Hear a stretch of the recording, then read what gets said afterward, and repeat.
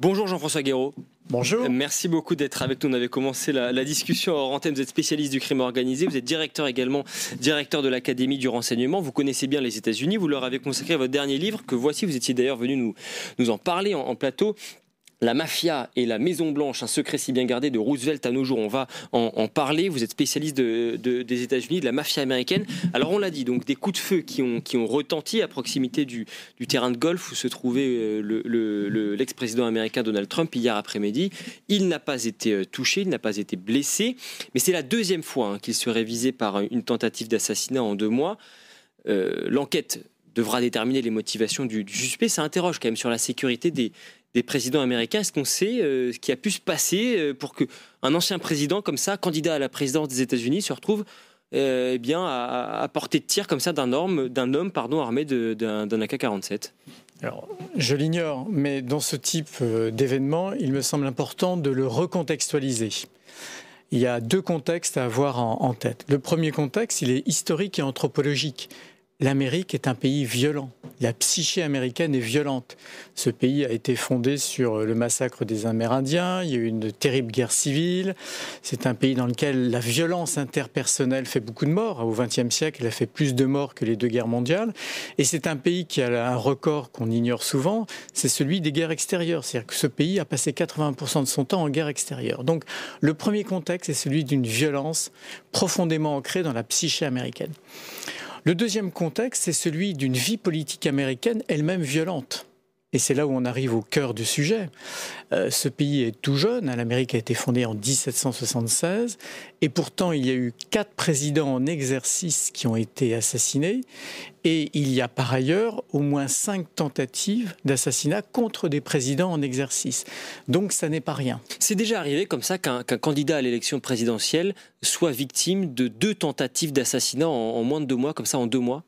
Alors pour des présidents en exercice, il y a certainement 2 précédents, il faudrait aller fouiller.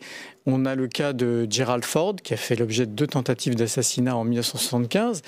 Mais l'autre événement, et alors qui est le grand événement traumatique de l'histoire américaine, c'est l'assassinat de John Fitzgerald Kennedy. Et il y a quelque chose qui est très peu connu et que je rappelle assez longuement dans mon livre, c'est qu'avant l'assassinat à Dallas le 22 novembre 1963, John Fitzgerald Kennedy, dans les semaines précédentes, lors de 2 déplacements électoraux dans le cadre de sa réélection, avait fait l'objet de tentatives d'assassinat, l'une à Chicago et l'autre en Floride.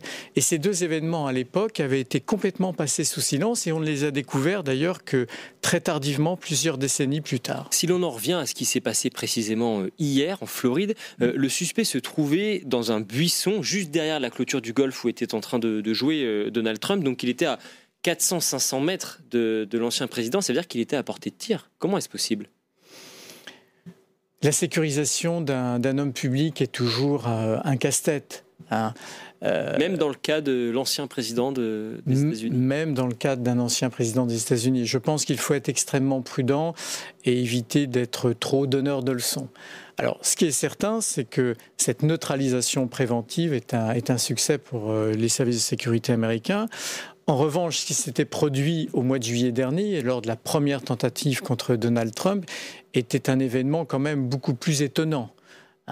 Parce qu'on a découvert à ce moment-là qu'un individu pouvait se trouver avec une arme automatique sur un point haut, à moins de 200 mètres d'un président, d'un ex-président des États-Unis. Et c'était d'autant plus étonnant qu'il y a ce que j'appelle un syndrome du point haut. C'est-à-dire depuis le 22 novembre 1963, le tueur présumé de John Fitzgerald Kennedy, Lee Harvey Oswald, se trouvait au 5e étage d'un immeuble. Et donc il y a dans la psyché américaine le souvenir d'une possibilité d'un tireur isolé sur un point haut. C'est quelque chose qui traverse l'histoire américaine maintenant et que nul ne peut ignorer lorsqu'il protège un président ou un futur président. Est-ce qu'il y a, à votre avis, des choses qui ont changé depuis le 14 juillet dernier, cette tentative d'assassinat en plein meeting ? Est-ce qu'il y a des choses qui ont changé dans la sécurisation de Donald Trump, de Joe Biden, évidemment, le président, de Kamala Harris ? Est-ce qu'on a renforcé la sécurité ou est-ce que, de toute façon, on était déjà au maximum ? Bon, manifestement, il y a eu des renforcements de sécurité. La responsable du Secret Service a quitté ses fonctions. Et après, évidemment, ce type d'affaires, il y a toujours des retours d'expérience. Et d'ailleurs, quand on regarde l'histoire du Secret Service, donc l'administration qui a en charge la protection des présidents américains, Secret Service, d'ailleurs, il y a une ironie de l'histoire qui a été créée par un décret du 14 avril 1865, le jour de la mort d'Abraham Lincoln. Abraham Lincoln, qui était le premier président à être assassiné. Eh bien, on se rend compte qu'après chaque assassinat ou chaque tentative d'assassinat, il y a une réforme et un renforcement du Secret Service. C'est apparu en réalité très tôt, dès 1901, puisque en 1865, le Secret Service n'avait qu'une mission, c'était la lutte contre la fausse monnaie. Et c'est après l'assassinat du président McKinley en 1901 que le Secret Service s'est vu doté de cette seconde mission, qui est la protection du président, du vice-président, de leur famille et des candidats. Alors justement, comment s'organise la sécurisation d'un président ou d'un ex-président des États-Unis? C'est du 24 heures sur 24 lorsqu'il est en public, mais également dans sa vie privée, évidemment? Bien sûr, c'est ainsi que cela fonctionne dans tous les pays démocratiques. C'est une protection permanente. Est-ce que l'ampleur de cette protection est plus importante, on imagine, peut-être aux États-Unis que dans d'autres pays? Il faudrait le comparer. Aujourd'hui, le Secret Service, pour ses deux missions, fausse monnaie et protection rapprochée, c'est de plus de 7000 agents. Voilà. Ce qui ne semble pas d'ailleurs un chiffre considérable quand on voit la complexité de la protection d'un président ou d'un ex-président. Mais je reviens à cette question des retours d'expérience. Après l'assassinat de John Fitzgerald Kennedy le 22 novembre 1963, il y avait déjà eu des questionnements sur la protection du président.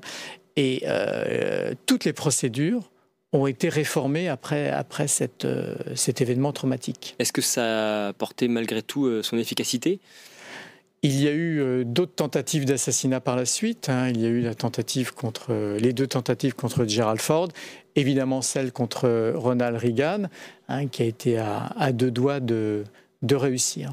Là, en l'occurrence, certains disent que ça pourrait n'avoir aucun lien en réalité. Le New York Post, dit qu'il s'agirait en fait d'une altercation entre deux personnes qui auraient dégénéré à l'extérieur du Golfe. Est-ce que ça, c'est crédible ? Je l'ignore. Ce qu'il faut, c'est Donald Trump l'a dit lui-même d'ailleurs. Lui, il parle de coups de feu dans le voisinage. Écoutez, dans ces cas-là, il faut être extrêmement prudent et modeste et laisser le temps de l'enquête se dérouler. Malgré tout, le temps de l'enquête, il est venu. Il y a un suspect, donc un homme âgé de 58 ans, ancien électeur du Parti républicain, fervent défenseur de l'Ukraine. Est-ce qu'on a une idée de ce qui aurait pu motiver un tel acte ? Je l'ignore et il faut là encore être très prudent. Un mobile, un passage à l'acte, c'est toujours un mystère. Vous voyez que pour le Thomas Crook qui a essayé d'assassiner Donald Trump au mois de juillet, il a été abattu immédiatement sur place. Je doute que l'enquête puisse apporter une réponse définitive sur ses motivations. Alors, on parle des États-Unis, l'enquête est à suivre, et on a évoqué cette histoire marquée par la violence, et c'est un fait. Malgré tout, ce ne sont pas les seuls, c'est pas le seul pays qui est touché par cette violence, par ce type d'événement. La Slovaquie récemment, le Japon également, l'ancien Premier ministre Shinzo Abe qui a été assassiné il y a 2 ans. Comment expliquez-vous cela, et est-ce que ça veut dire malgré tout que ce type de violence, il n'est pas spécifique aux États-Unis ? Elle n'est pas spécifique aux États-Unis, mais surtout l'histoire politique a longtemps été faite d'assassinats politiques. Est-ce que c'est plus difficile aujourd'hui de sécuriser comme ça des personnalités politiques, ou bien est-ce que ça a toujours été le cas finalement ? Le problème a toujours existé. Souvenez-vous comment Jules César meurt. En réalité, la contrepartie de la vie politique, c'était justement le risque physique.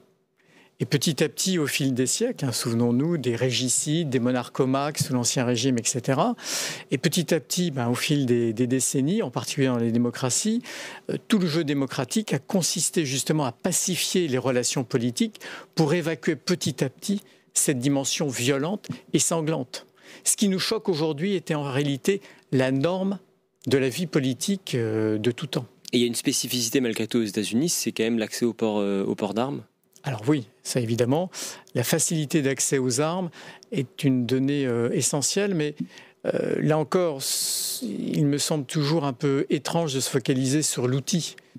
Derrière l'outil, derrière l'arme, il y a toujours un être humain.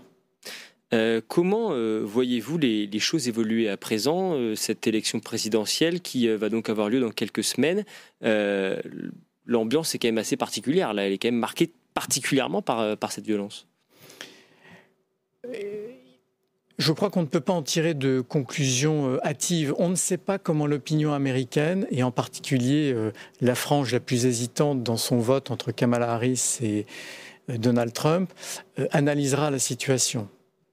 Ces deux tentatives vont-elles victimiser définitivement Donald Trump, ou au contraire, cela attirera l'attention sur peut-être des rhétoriques politiques excessivement violentes qui conduisent à ce type de situation? Sur la sécurité, est-ce que vous pensez que ça va être encore... Vous évoquez le renforcement de la sécurité depuis le 14 juillet, ça va être encore le cas depuis hier? Peut-être, mais vous savez, il y a des limites à ce que l'on sait faire pour sécuriser la vie professionnelle et privée d'un homme public. Est-ce que, malgré tout, cette violence, eh bien, elle aura marqué cette campagne, elle va marquer la suite de cette campagne jusqu'à l'élection? C'est une évidence, hein. Comme je le disais tout à l'heure, très peu de présidents ont fait l'objet de 2 tentatives successives.